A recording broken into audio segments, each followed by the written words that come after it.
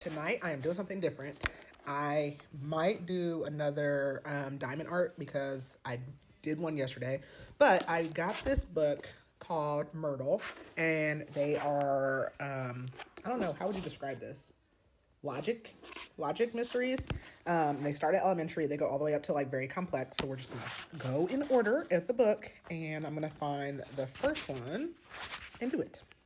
Okay, so I saw this on TikTok, but essentially, like, you have to figure out like who done it. And this is actually probably this is the one I saw on TikTok, so I'm not going to do that one because I already know the answer to that one. So I'll start with number 2. And so you have to like fill this in. So I'm going to work on it and then I'll come back. Okay, so I've done a good amount of this. So these are the clues, and then we have weapons, locations, and people.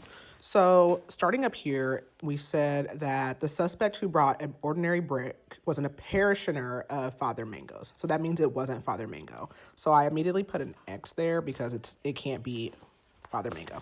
And that is the symbol. Sorry. All right, this is a symbol for Father Mango, so it's not him. Then we had that Miss Saffron had a bear trap in her purse. So we know that bear trap goes with Saffron. So we know that these two don't have bear traps.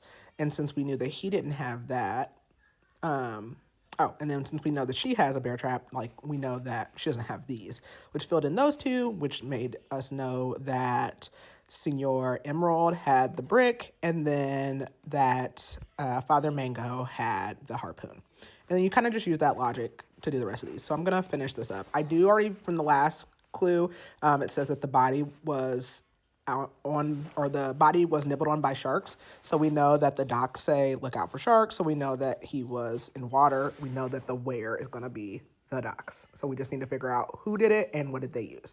Okay, so I figured it out. So what I could figure out is, so obviously we knew that it happened at the docks. So wherever it happened, whoever was at the docks is the person who did it. So the next thing I could figure out is, this said the suspect whose family's company produced the magnifying glass was on the cliffs. See Exhibit A, which is this. And we also know the suspect was not Father Mango. So then I could go ahead and block him out. So we have the ancient ruins seem to hypnotize. So the hazel eyes, that is Miss Saffron. So we knew that Miss Saffron was at the ancient ruins. So we could go ahead and mark her there and cross all these out.